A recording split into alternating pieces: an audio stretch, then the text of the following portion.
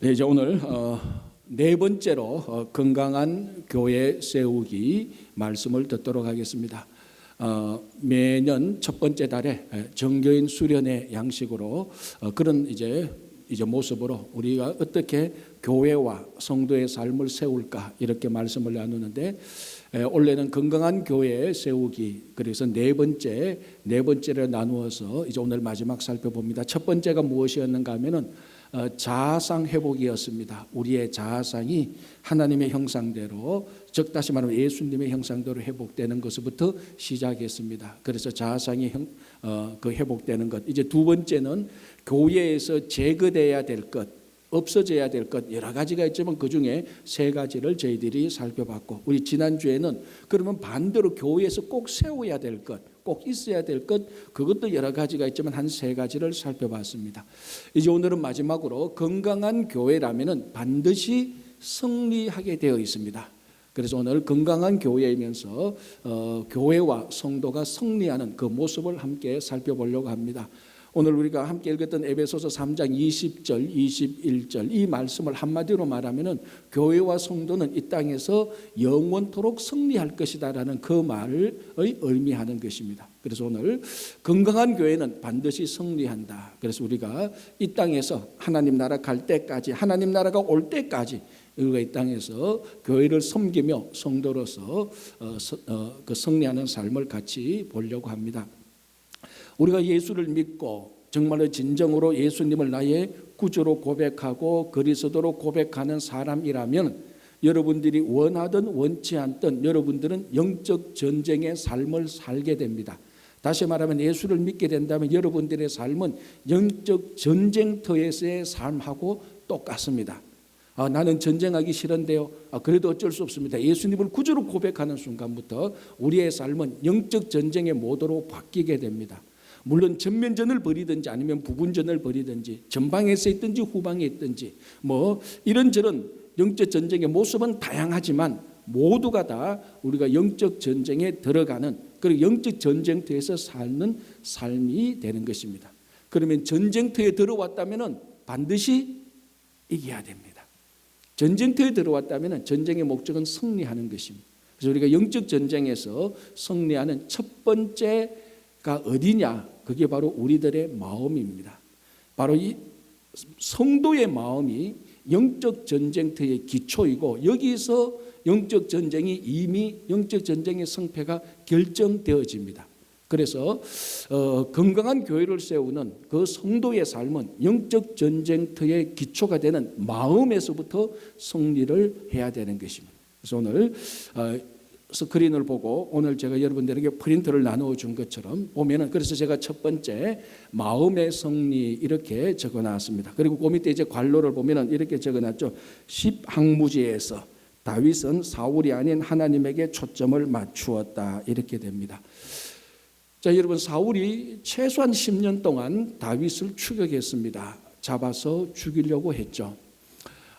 다윗이 여러 모양으로 여러 곳에 피신을 갔습니다. 한 번은 다윗이 자기를 따르는 그 군사들과 함께 10항무지라는 곳에 피신을 갔습니다. 그런데 10항무지 주민 한 사람이 사울 왕에게 일러 바쳤습니다. 지금 다윗과 그의 사람들이 10항무지에 있습니다. 그러니까 그 소식을 들었던 사울이 군사 3,000명을 데리고 다윗을 추격해서 10항무지에 다윗 바로 앞에 진을 치게 됩니다.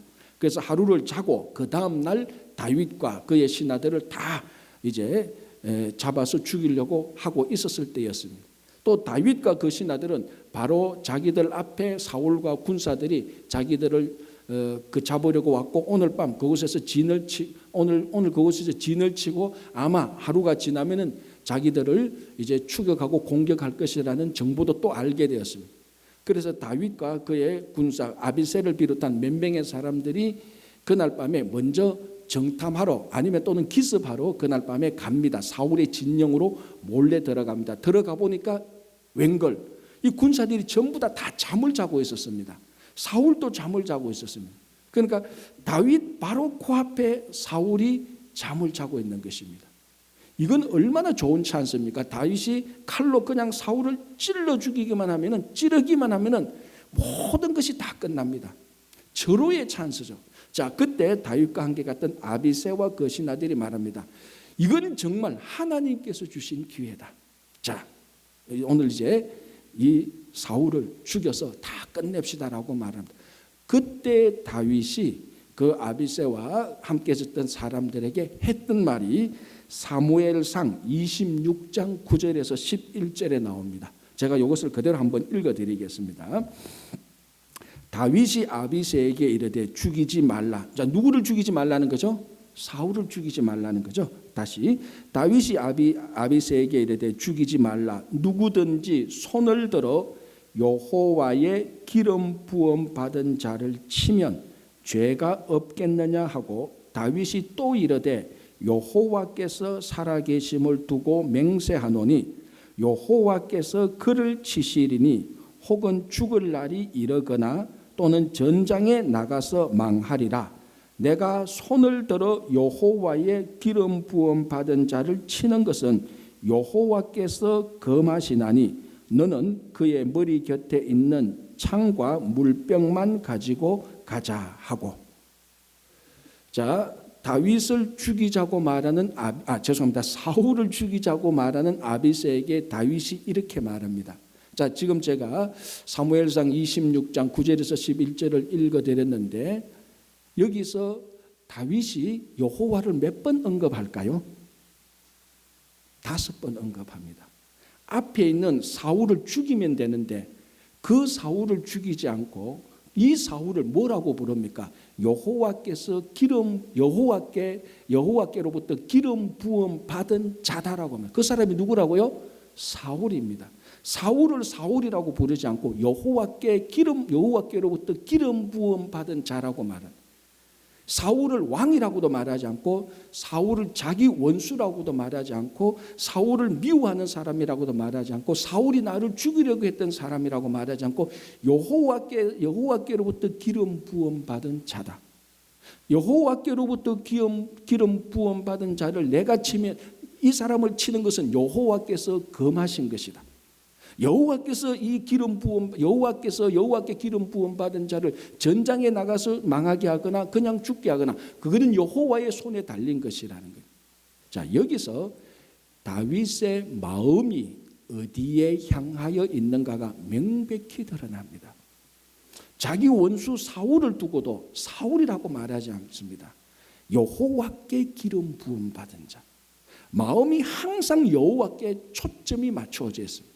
모든 사물을 보는데 사건을 보는데 어떤 사람을 보는데 이 마음의 초점이 여호와를 통하여서 사람을 보고 사건을 보고 사물을 보는 겁니다.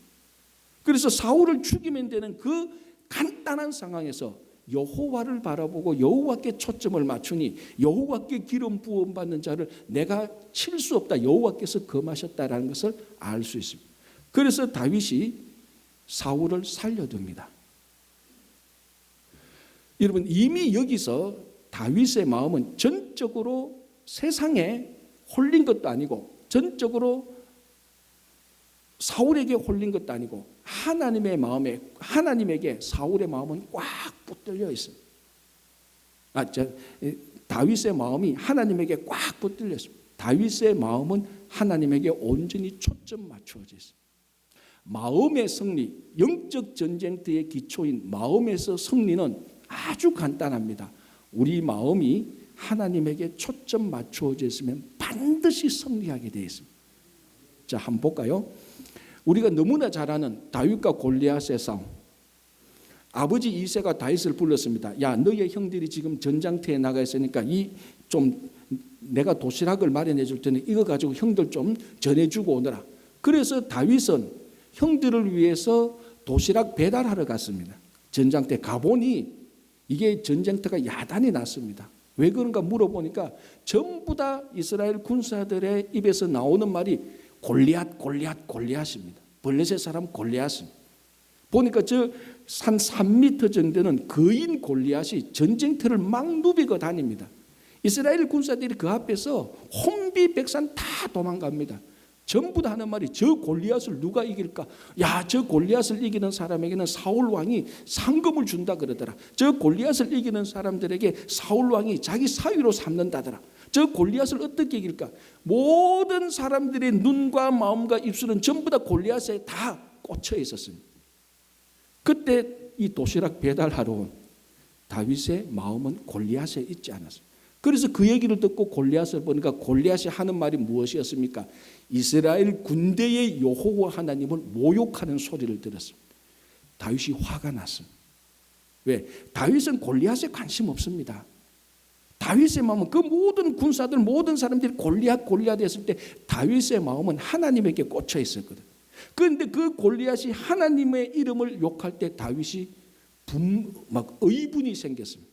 그래서 그 소년 다윗이 자기가 골리앗하고 싸우겠다고 사울 앞에 나가서 사울이 자기에게 입혀주는 갑옷, 투구, 창, 칼 다 벗어두고 물맷돌을 가지고 가서 골리앗을 쓰러뜨려서 이겼습니다.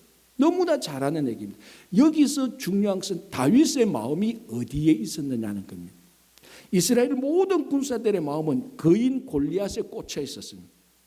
여러분, 거인 골리앗에 마음이 홀린 사람은 절대로 거인 골리앗을 이길 수 없습니다. 거인을 바라보는 사람은 거인을 이길 수가 없습니다. 거인 그 뒤에 있는 더 큰 위대한 하나님에게 마음을 두고 있는 사람만이 이 거인 골리앗을 이길 수 있는 것입니다. 저는 혼자 그 본문을 이렇게 묵상했습니다. 이건 제가 묵상한 거니까 여러분 안 따라와도 괜찮습니다. 제가 묵상한 거 함께 나누고 싶은 것은 무언가 하면 그때 다윗이 아닌 어떤 다른 사람이라도 그 마음이 하나님에 꽂혀 있었더라면 그 사람을 통하여서 하나님께서 그 사람을 통하여서도 골리앗을 무너뜨렸을 것이라는 것이 저의 개인 묵상입니다. 그래서 하나님이 다윗을 보고 내 마음에 합한 사람이라고 말했지 않습니까? 다윗의 마음에는 세상과 사람과 사건에 초점을 두지 않습니다. 어마어마한 3m가 되는 거인이 자기 앞에 있어도 자기 앞을 다 가려도 자기 눈을 다 가려도 모든 백성들의 소리가 골리앗 자기 길을 다 덮여도 다윗의 마음에는 하나님에게 꽂혀 있었어요. 하나님에게 초점을 맞춰줬습니다. 그래서 다윗이 골리앗을 거인을 이길 수가 있었습니다. 거인에게 초점 맞추지 않고 하나님에게 초점 맞출 때 이미 거인을 이길 수가 있었던 것입니다. 똑같은 얘기가 어디에서 나타나는 줄 압니까? 똑같은 얘기입니다. 똑같은 얘기가 이미 모세가 정탐꾼 12명을 보낼 때 그때도 이미 똑같은 일이 사실은 일어났습니다. 40일 동안 가나안을 12명이 정탐하러 갔지 않습니까? 정탐하고 와서 10명이 뭐라고 보고합니까? 우리가 거기서 거인 아낙 자손을 보았다라고 말합니다. 자기들의 초점에는 정탐하고 난 다음에 이 10명의 정탐꾼의 마음은 전부 다 거인 아낙 자손에게 딱 꽂혀버렸습니다. 그 전장터에서 이스라엘 군사들이 거인 골리앗에 마음이 꽂혀버린 것처럼 10명의 정탐꾼은 가나안에 살고 있는 거인 아낙 자손에 딱 꽂혀버렸습니다. 나머지 2명 여호수아와 갈렙은 아낙 자손을 보았지만 그 뒤에 있는 하나님의 약속을 보았습니다. 돌아와서 뭐라고 말합니까? 아낙 자손 거인을 보고 왔던 거인에게 초점을 맞던 10명의 정탐꾼은 우리는 가나안을 정복할 수가 없다. 우리는 메뚜기에 불과하다. 그러나 거인 아낙 자손을 보았지만은 그 뒤에는 하나님의 약속, 하나님에게 마음을 둔 2명의 정탐꾼 여호수아와 갈렙만이 우리는 충분히 올라갈 수 있다. 그들은 우리의 밥이다라고 말을 했습니다. 거인을 보면은 거인을 이길 수가 없습니다. 문제를 보면 절대로 문제를 풀 수 없습니다. 거기는 낙담과 절망과 좌절과 두려움과 공포밖에 없습니다. 여러분 3m나 되는 거인을 봤는데 누가 두려워하지 않겠습니까? 그가 들고 있는 창, 칼, 투구, 갑옷 그 무게만 해도 50 내지 60kg이 되는 겁니다.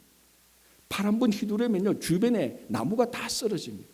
두려움과 공포가 생길 수밖에 없죠. 그러나 그 거인을 보지 않고 전능하신 하나님을 본 다윗은 골리앗을 이길 수가 있었어요. 가보니까 아낙 자손들이 우글우글합니다. 여호수아와 갈렙은 그 아낙 자손 거인을 보고 왔더라면 우리도 똑같이 가나안에 못 들어간다고 말했을 것입니다. 그러나 아낙 자손이 우글우 거인 자손이 있었지만 하나님의 약속을 보고 온 여호수아와 갈렙은 저 사람들은 우리의 밥에 불과하다. 우리는 들어갈 수 있다라고 말합니다. 우리가 이민생활 살면서 얼마나 많은 종류의 골리앗과 아낙 자손들에 둘러싸여 있습니까? 수두룩 빽빽합니다. 실제로 미국 사람들은 키가 크고요. 이 골리앗과 아낙 자손과 같은 재정 문제, 건강 문제, 인간관계 문제, 일터에서 문제, 가정에서 문제, 정말 도저히 내 힘으로서는 주먹 한 대도 치지 못할 것 같은 골리앗과 아낙 자손들이 우리 주변에 쫙 깔려 있어요. 그래서 아낙 자손과 거인 골리앗만 보면 하나도 할 게 없습니다. 도망가는 것 외에는 할 수 없어요. 그러나 내 마음이 하나님에게 초점을 맞출 때 하나님의 전능하심과 위대하심으로 우리는 넉넉히 그 상황을 이길 수 있고 문제를 풀 수 있습니다. 그래서 영적 전쟁터의 기초인 마음의 승리는 하나님에게 초점을 맞추면 됩니다. 세상과 사람과 사물과 상황과 사정, 모든 사건에 초점을 맞추는 것이 아니고 그 모든 것을 다 해치고 하나님에게 초점을 맞출 때 어떤 종류의 거인이라도 우리는 넉넉히 이길 수가 있습니다.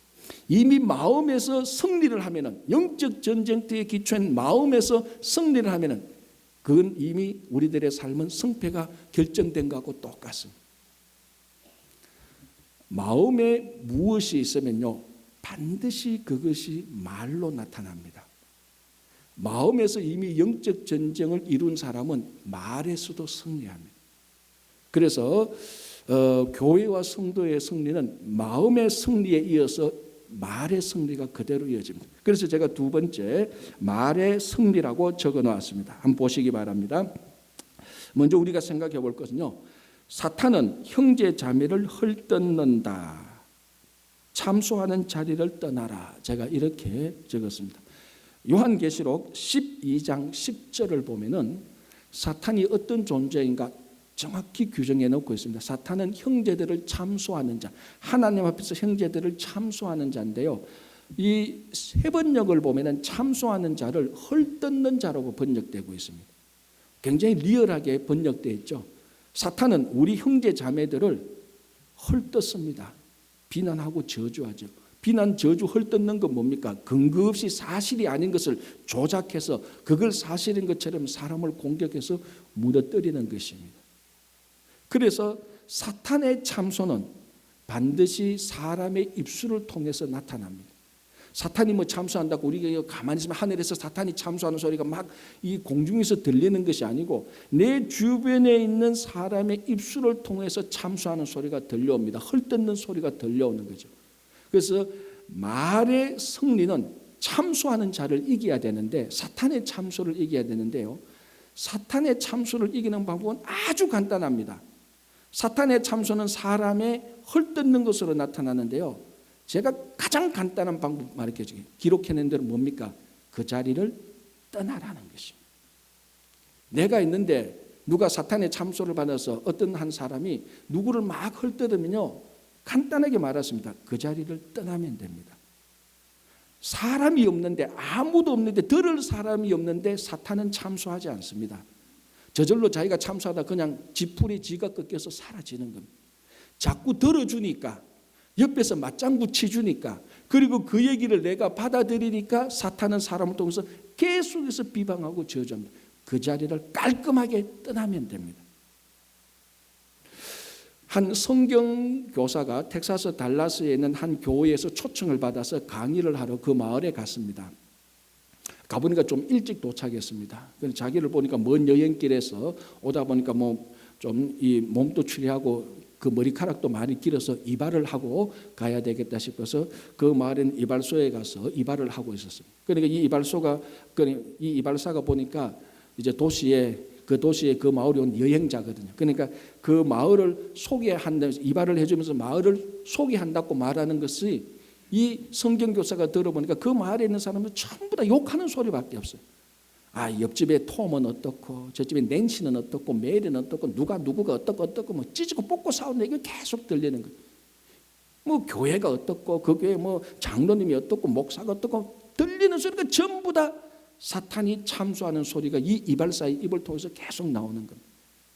깔끔하게 자리를 떠나야 되잖아요. 그런데 이발하고 있는데 어떻게 떠납니까? 반밖에 이발 못했는데. 성경 고서 고민이 생겼어요. 아니, 자리를 떠나고 싶은데. 그래서 이 팔꿈치로 이발사 허벅지를 툭툭 쳤습니다. 이발사가 이발하다가 보니까 이쪽 좀 오라고. 이발사가 이발사가 성경교사하고 페이스 투 페이스 얼굴을 딱 마주대고 있었습니다.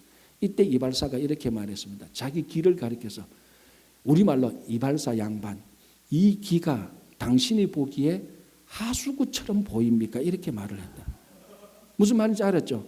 이게 하수구니까 쓰레기 같은 입술에 쓰레기를 계속 퍼붓는다. 그러니까 성경에서 내 귀는 하수구가 아니다. 나는 당신이 그 입술에서 나오는 참소하는 말을 듣는 하수구가 아니다. 그 말 하지 말라는 거예요. 그 말을 들었던 이제 이발사가 딱 알고 잠잠하게 이발만 해줬다는 거예요. 저는 그 이야기를 들으면서 참소하는 말을 듣는 형제 자매들을 헐뜯는 말을 듣는 귀가 만약에 하수구라면은 그 말을 하는 입은 도대체 뭡니까? 그렇잖아요. 이게 뭐라고 말해야 될지 모르겠습니다. 그게 우리 주변에서 흔히 일어나는 겁니다. 형제 자매들을 헐뜯을 때 우리 입은 하수구보다 더 나쁘게 되고 그걸 그 자리에서 듣고 즐기면서 맞장구 치는 우리 귀는 하수구에 불과한 것입니다. 그 자리를 떠날 때 사탄은 참소할 힘을 다 잃어버리게 되는 것입니다. 그래서 이미 참소하는 자리를 떠남으로 말미암아 참소하는 말에 대해서 넉넉하게 승리하게 되는 것입니다. 자, 그러면 참소하는 자리를 떠나서만 승리하게 되는가? 더 궁극적으로는 우리가 정말로 멋지고 좋은 말을 해서 우리가 이기게 되는 것인데요.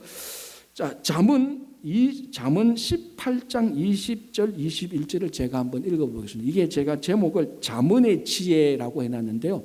여러분 아시다시피 잠언은 성경에서 가장 대표적인 지혜의 책입니다. 하나님의 지혜를 말하는 거죠. 그 잠언을 읽어보면 어마어마한 하나님의 지혜의 보고가 담겨져 있습니다. 그 중에 중요한 잠언의 지혜가 잠언 18장 20절 21절인데요.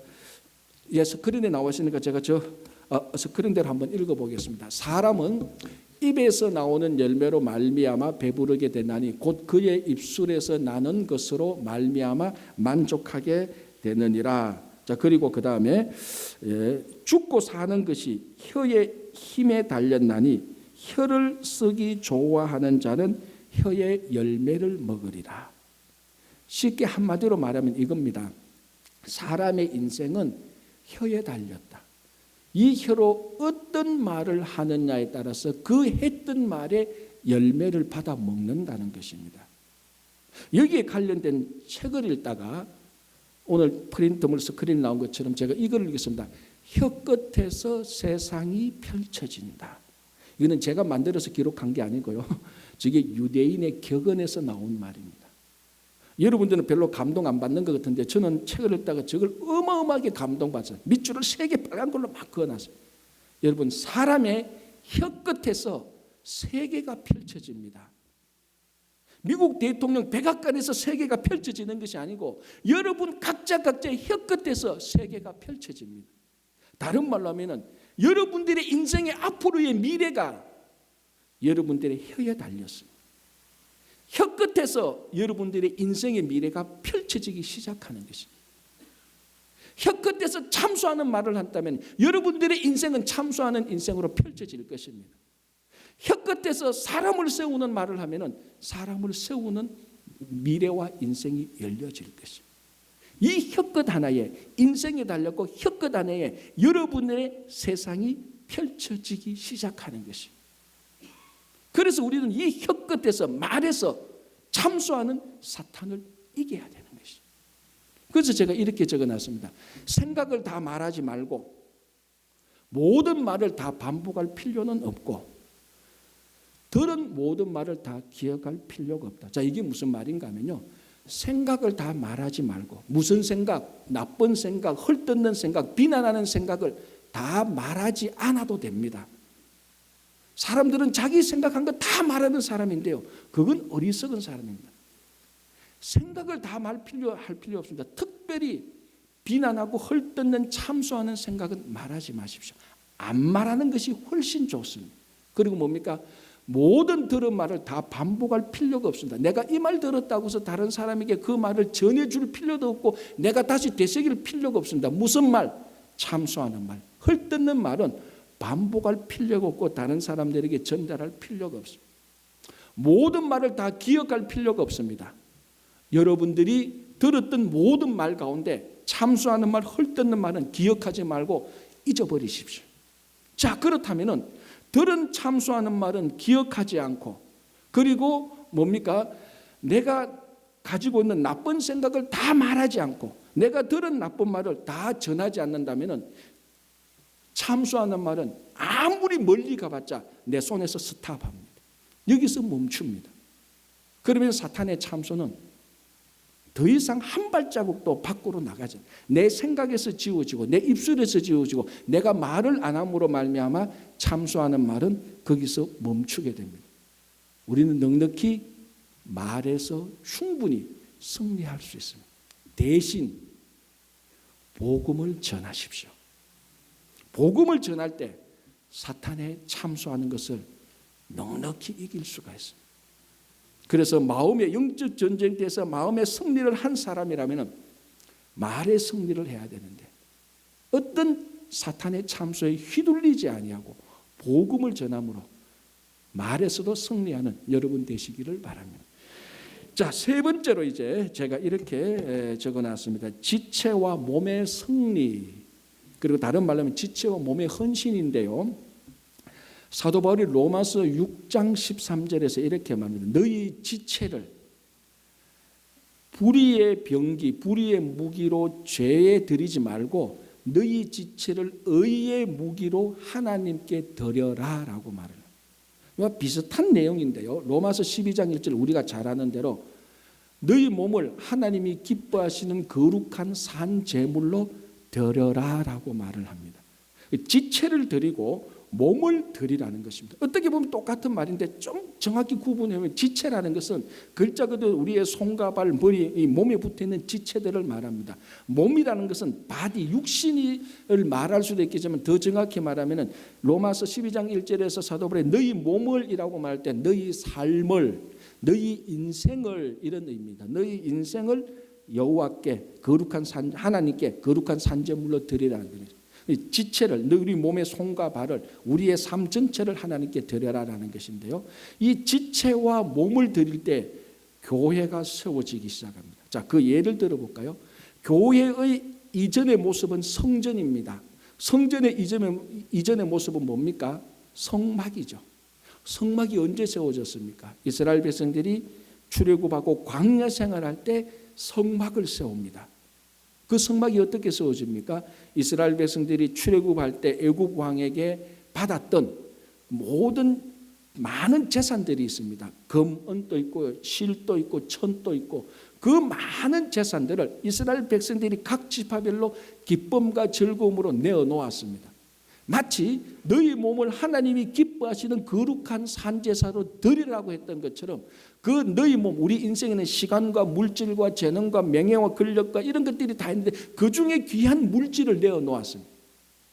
그리고 버사렐과 오홀리압이라는 두 사람이 있는데 이 사람이 성령이 충만하고 지혜가 충만했던 사람인데 재주가 명장이었습니다.